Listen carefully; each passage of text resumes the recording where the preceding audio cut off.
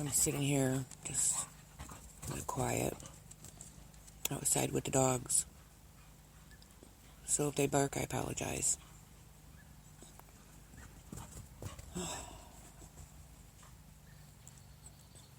Accepting again what is.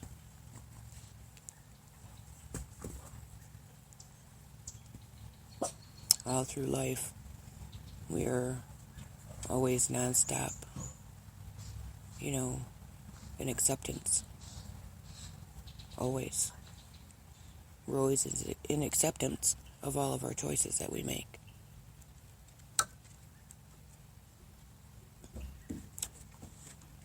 Those who aren't accepting in the choices that they make,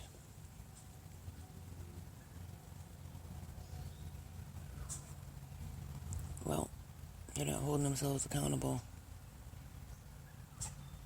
Someone needs to hold accountable for those, right? Because it sure shouldn't be anybody else. It sure shouldn't be anybody else.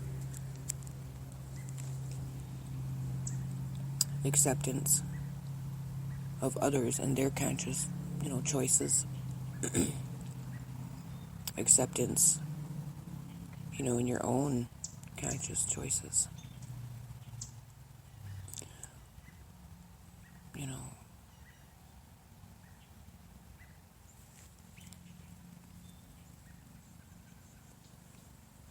Are you using, the life energy force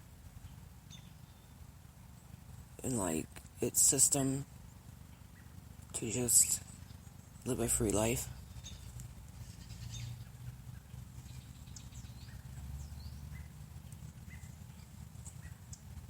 Assuming you can't do it on your own.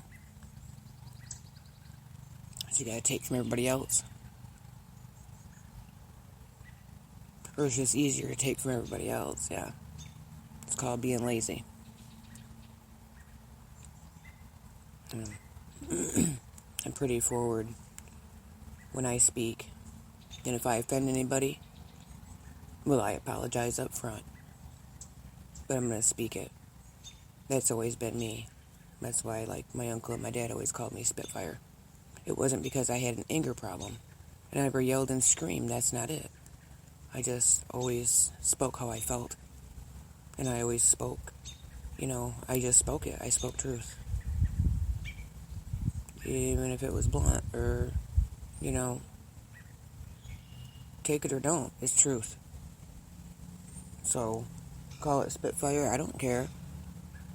If people's feelings get hurt because they don't like to hear the truth, like literal facts and undeniable truths, especially when they're involved or,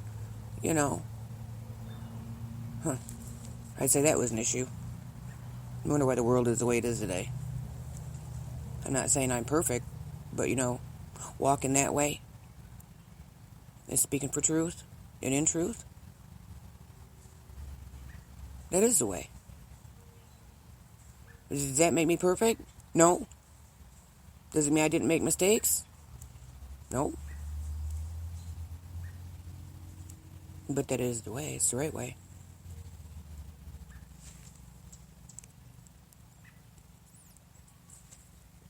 Lying don't get you anywhere.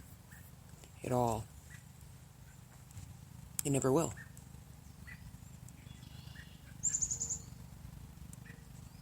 You want your ass burned? Live in lies. Live in lies.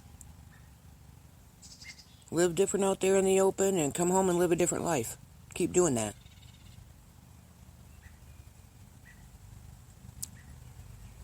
I'd call that being fake.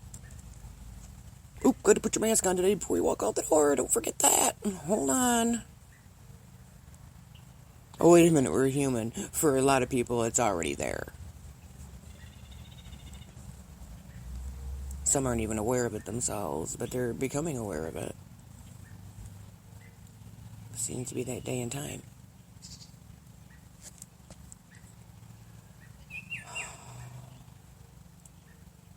Talk about mental illness. My sister suffers from mental illness. The only thing, she admits is bipolar.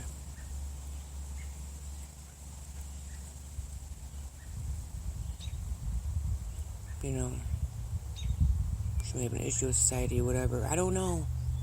That's why she needs, a psychotic help. Not just counseling. She needs deep core psychotic help. She was up here. My dad took care of her for 6 years. My dad fell ill. She got him through it. Nobody ever called me. Nobody called me. Well, guess what? My sister had my family that lives out of state, and people believing that I was a meth and or heroin user. And I've never touched it in my life. Never. And I'm proof of that. So, all my stuff is in black and white all over medical records. You name it, I've been through enough. It's all there. So,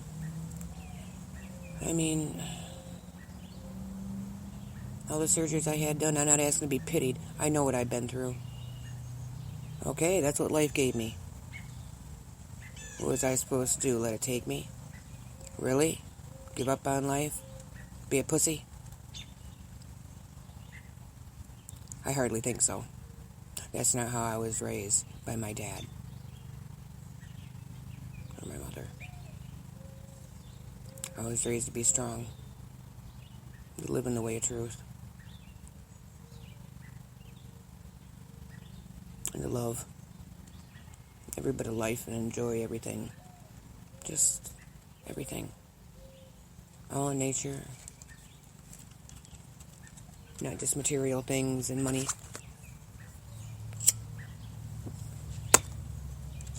Middle class. Can't complain about my childhood. In my life thus far, anything I've been through, I've learned from. And everything I've been through prepared me for what's at hand right now in my journey. And I'm thankful. I'm thankful for all of it right now. My sister had taken care of my dad alone for 3 years. And I didn't know. Nobody called me, nothing. He was also diagnosed with Parkinson's disease. He had cancer. Bladder cancer. They removed his bladder. And when he was coming out of that surgery, he had a heart attack. But he made it. He beat it. The cancer he beat. His heart's doing well. He is diabetic. My dad shakes. His hands shake. And I hadn't seen my dad in 3 years because she had everybody believing this in me. And none of it was truth. I had been in an abusive relationship. Well, first, I lost the apartment to the flood. I had a basement apartment, and the big flood took it. And kind of been floating since, and was trying to get out of a toxic relationship, an abusive relationship all at the same time. Missy told me they didn't have room up here for me. They're my girls. We had nowhere to go. Everything was full. The system was like, yeah. It's like, really? And then my dad quit talking to me. Told me I was a drug addict. And that I was using him. And he hung up on me. And I thought, what? I tried to call my dad back. Over and over and over. For 3 years. And here I thought it was, the man I was with that was telling my dad all this shit and everything else. No, it was my sister. My sister took a little bit of truth and spun it with a bunch of manipulation and lies. Her assumptions, her opinions, what she put with it, and made Dad believe it. The meds I had to take during all my surgeries took my teeth. And no, I haven't had my teeth done. How many times am I going to tell this? I'm not justifying it again. It took my teeth. I died in Midland in 2014 from sedation. Because that's what took me first. I quit breathing. They went to pull everything out when they were out of my heart and everything. And that's when they accidentally clipped an artery and didn't realize it. So if you think I want to go to the dentist and I'm scared of to begin with all my life, even though I'd forced myself to go, okay? This time forcing myself to go is a little bit fucking different, alright? In my mind. In my skin. I was already terrified of the dentist. And any kind of sedation, you think he's going to touch my teeth without some gas? You're out of your mind. I don't like sedation. I don't like anything that makes me feel funny, alright? Nah, So you want to sit there and keep calling me a meth doer? An assumption? Then what, because I'm a smaller woman? Really? You go right ahead. I got through that myself. I got through all of that. I got hit head on. I was abused. I was homeless. I was emailing my sister because she was never telling my dad. Yeah. As long as I had a bed for my daughters, I slept on state land.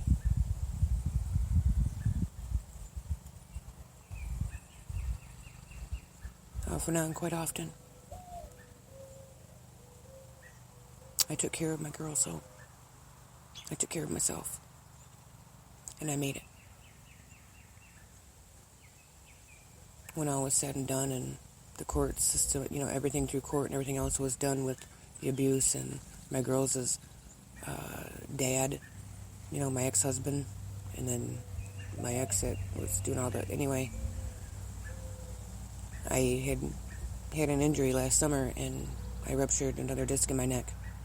And they need to reconstruct it. And so once that was all finalized and I had my closure with these things, these experiences, I needed to take care of myself. I came up to give my dad that closure and to let him know this is what I was going through and it's all here in black and white now. And it's all the truth. I wanted to give him that closure before I went back down and had this neck surgery take place in me. Few people knew I was coming up. I told my daughters and one or two of my friends down there that I was coming up here, and I came up alone to talk to my dad, to work things out, to show him and give him this closure. And I'd been through the domestic abuse programs and everything I had to, and I feel so much better, and I put on 30 pounds. Oh my gosh, I feel great. I was excited to give this to my dad. I knew he'd be proud. So I came up and didn't tell anybody. Dad didn't know. Nobody knew. Just the few that I told. I came in my dad's face. Just his bottom lip quivered when he seen me. And he hugged me. He turned quick. And then, to walk into the living room, he grabbed a Kleenex, so I knew. I knew my dad still loved me. And I knew he was happy to see me.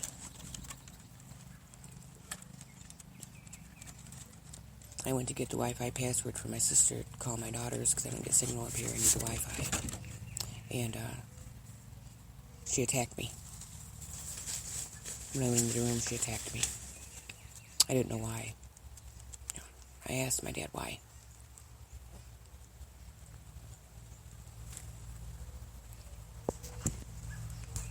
Why was she being like this? What was going on? I mean, so what's going? Why? What's going on? Why is she that way with me? And he said he'd been having problems with her. And I said, problems as in how?